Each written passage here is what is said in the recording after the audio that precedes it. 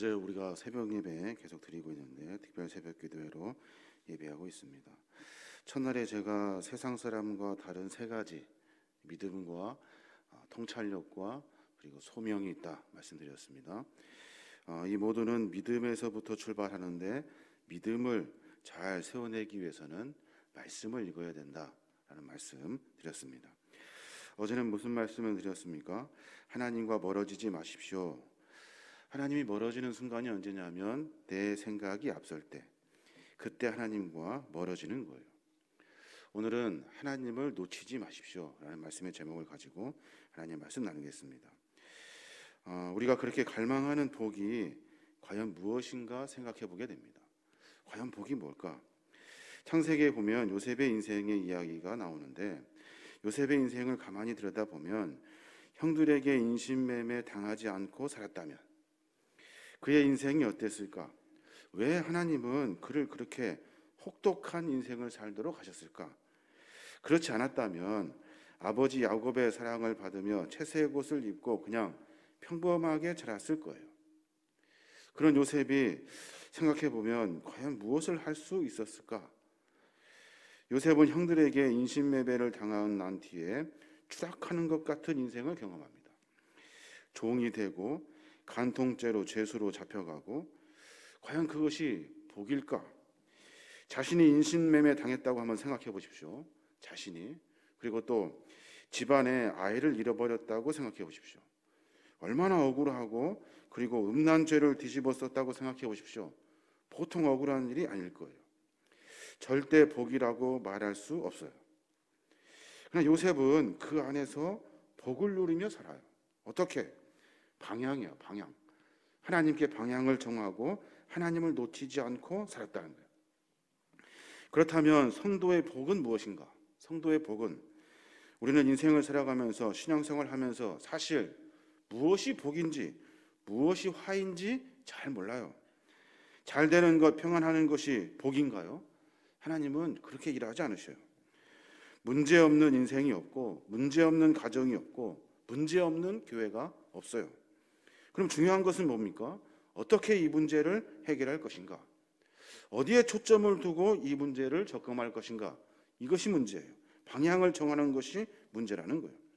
문제 그 자체가 중요한 것이 아니라 문제가 어느 쪽으로 향하여져 있는가, 어느 쪽으로 문제를 해결할 것인가 하는 것이 중요하다는 거예요.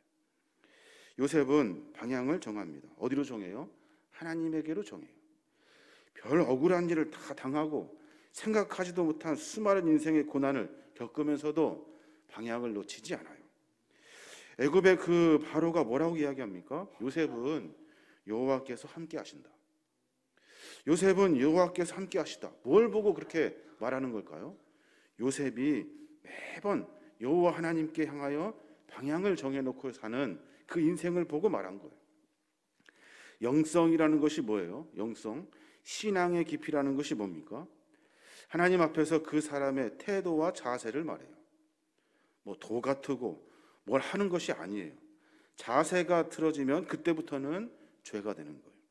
그때부터는 자세가 꺾이면 그때부터는 문제가 진짜 문제로 다가오게 되는 거예요. 방향을 잃어버리는 순간, 그 순간 우리는 모든 것을 잃어버리게 되는 거예요. 근데 이 방향, 하나님께 정하여 산다고 하면서 이 방향을 정하고 살지만 이 방향을 잃어버리는 것은 순식간이에요. 순식간. 오늘 본문에 보면 요나서 1장 1절 2절은 요나 죄인 아니에요. 잘 하고 있어요. 2절까지는 하나님의 사람으로 잘 지내고 있다고요. 그런데 3절 와서는 요나가 하나님의 얼굴을 피합니다. 여호와의 얼굴을 피하는 순간 요나는 죄인이 되기 시작해요. 순간이에요. 순간.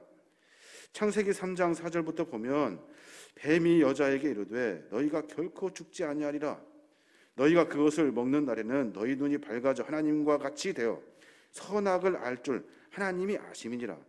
여자가 그 나무를 본즉 먹음직도 하고 보암직도 하고 지혜롭게 할 만큼 탐스럽기도 한 나무인지라. 여자가 그 열매를 따먹고 자기와 함께 있는 남편에게도 주매 그도 먹은지라. 놀라운 것은 선악과를 먹기 전에 벌써 하와의 눈에는 먹음직하고 보암직하고 지혜롭게 할 만큼 탐스럽게 그 나무가 보인 거예요. 잘 살고 있었어요. 에덴 동산에서 행복하게 살고 있는데 어느 순간 갑자기 그 나무가 눈에 들어오기 시작한 거예요.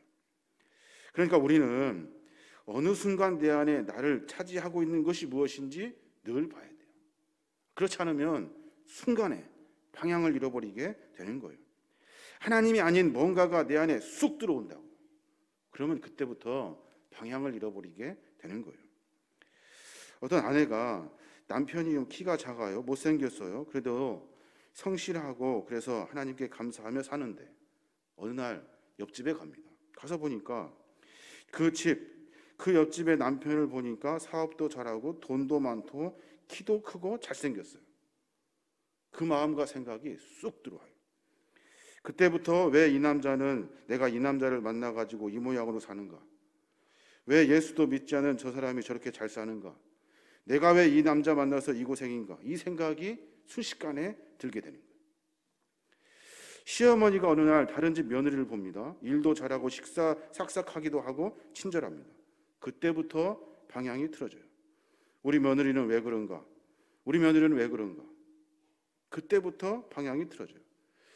요한복음 13장 2절에 보면 마귀가 벌써 시몬의 아들 가룟 유다의 마음에 예수를 팔려는 생각을 넣었더라 라고 말해요.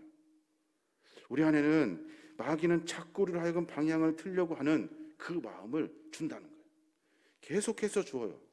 그러니까 그 방향을 잃어버린 것은 순간이에요. 내 안에 차지하고 있는 생각이 주님을 붙잡는 조건이 되지 않으면 그때부터 죄의 방향으로 빠져들기 시작하는 거예요. 지금까지 평생 주님을 잘 따라왔다고 해도 그 방향은 쉽게 잃어버릴 수 있어요. 보장되지 않아요. 아담 하와도 마찬가지. 선악과 먹기 전까지 하나님 잘 따라왔어요. 예전부터 호시탐탐 선악과를 먹을까 말까 한 것이 아니라고요.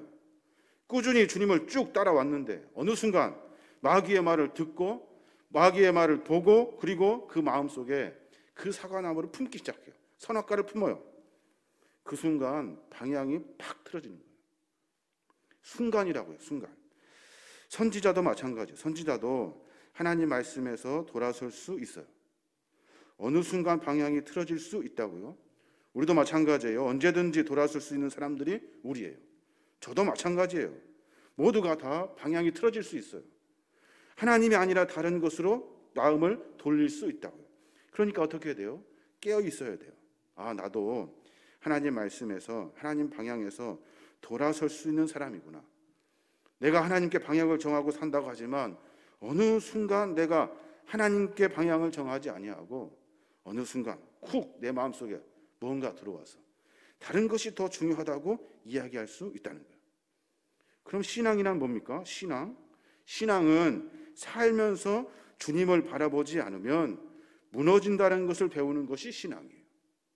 내가 신앙 안에 살고 몸부림치며 살아가지 아니하면 내가 무너진다는 것을 배우는 것이 신앙이라고요. 그러니까 하나님을 놓치면 안 돼요.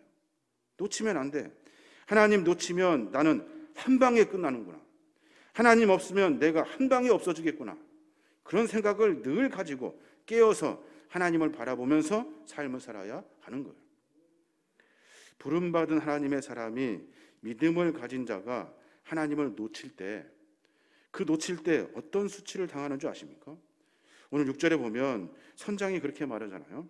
선장이 그에게 가서 이르되 자는 자의 어찌함이냐 일어나서 내 하나님께 구하라. 혹시 하나님이 우리를 생각하사 망하지 아니하게 하시리라 하니라. 이렇게 말해요. 놀랍게 다들 기도하고 있는데 배 밑층에서 혼자 자고 있는 요나에게 선장이 쫓아가서 하는 말이에요. 현대어 성경에 보면 더 이렇게 이야기해요. 선장이 그를 보자 고래고래 소리쳤다. 당신은 어째서 이런 때에 잠을 자고 있어? 일어나 당신의 신에게 도움을 구하시오. 그가 우리를 불쌍히 여겨 구해줄지 누가 알겠소? 선장이 화가 난 거예요. 요나가 지금 방향을 잃었거든요. 하나님께 집중해서 그에게 하나님의 은혜를 만나야 되는데 방향이 틀어졌어요.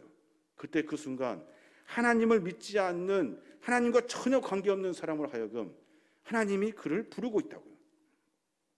제가 전도한 친구가 있어요. 고등학교 친구가 있는데 그 친구하고 같이 점심에 도시락을 먹는데 그 친구가 갑자기 식사 기도를 하기 시작해요.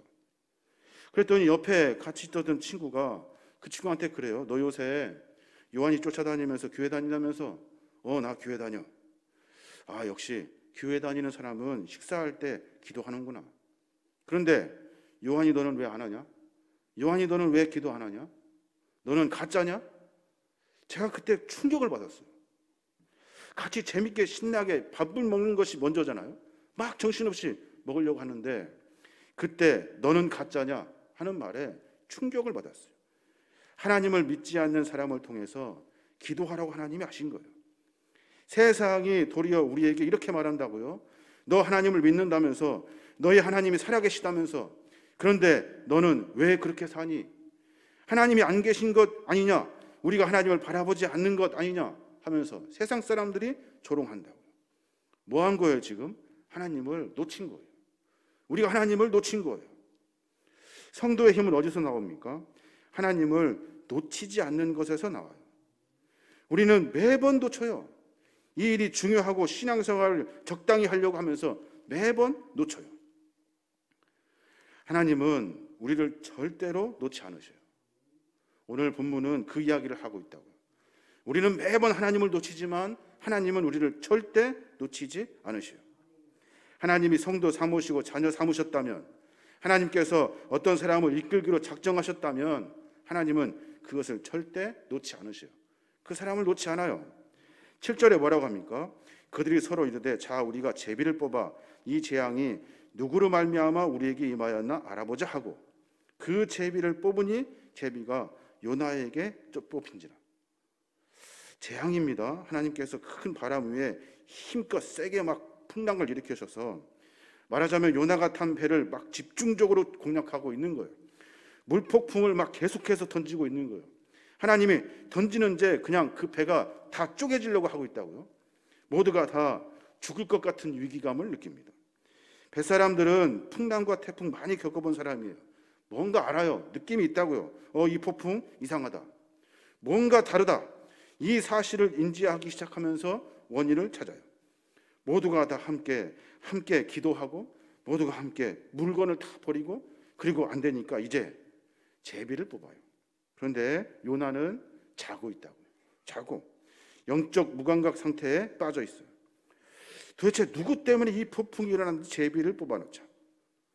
기가 막히게 요나가 뽑혀요. 여러분 어떻게 생각하십니까?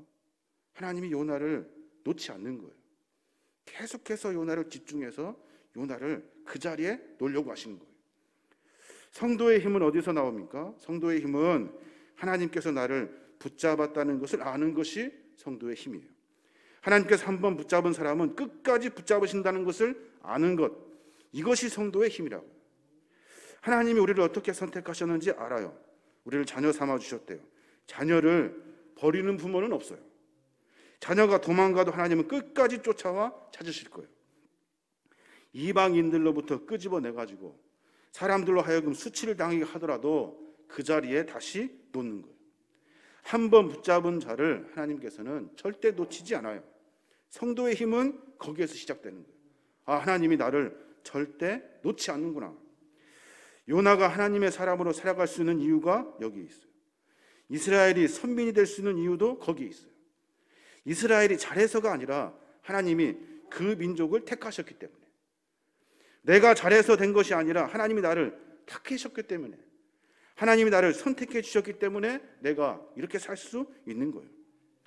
이 땅을 살아가면서 하나님 은혜를 입은 자랑이 있다면 하나님이 나를 붙잡고 있는 거예요. 어느 때가 되든지 우리가 우울할 수 있고 무너질 수 있어요. 내 삶에서 하나님을 놓칠 수 있습니다. 그런데 하나님은 그런 나를 절대로 놔두지 않으셔요. 무기력하고 하나님을 놔버린 상태가 되어도 하나님은 나를 놔두지 않는다고요. 왜냐하면 내가 다른 사람이 아니라, 다른 세상 사람들이 아니라 하나님의 자녀이기 때문에 그래요. 하나님이 나를 부르셨다고요. 하나님이 나에게 찾아와 주셨다고요. 돌아온 탕자 이야기 여러분 잘 아시죠? 아버지가 탕자를 왜 받아주는 겁니까? 다른 거 없어요. 자식이니까 받아주는 거예요. 종이면 어떻게 합니까? 도망갔어요? 죽이죠. 죽여요. 쫓아가서 추수꾼을 시켜서 쫓아가 죽이라 하죠. 자식이니까 죽이지 못하는 거예요.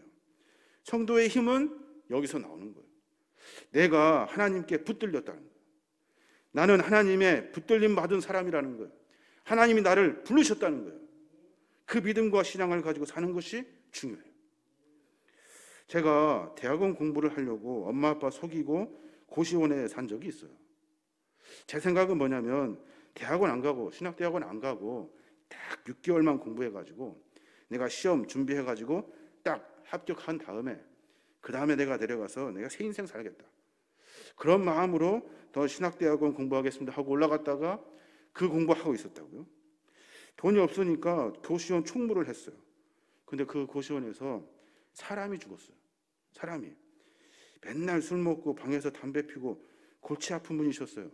그날 새벽에 계단을 올라오다가 뒤로 넘어져가지고 막 굴러가지고 이렇게 됐어요. 앰뷸런스를 불러가지고 아저씨 이렇게 붙들고 있는데 돌아가셨어요. 가시다가 경찰서에 나와서 조사를 받으래요. 가서 조사를 하고 이렇게 하는데 이제 귀가하라고 해서 자리에서 일어나는데 갑자기 경찰서 아저씨가 저한테 그렇게 물어요. 뭐라고 하냐면 아니 그 아저씨가 뭐라고 하던가요? 아저씨가 뭐라고 하던가요?